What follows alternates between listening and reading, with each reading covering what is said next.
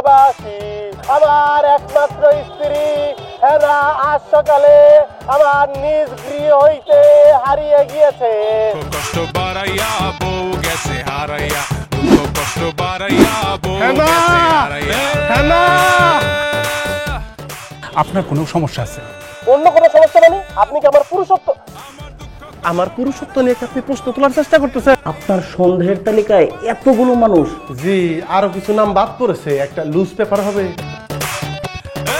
মানুষের কথা শুনলে বসে মজা দাঁড়ায়। আমার সকল কিছু জড়িত আমার স্ত্রী হেনার সাথে। হেনাকে ছাড়া আমি বাঁচবো না।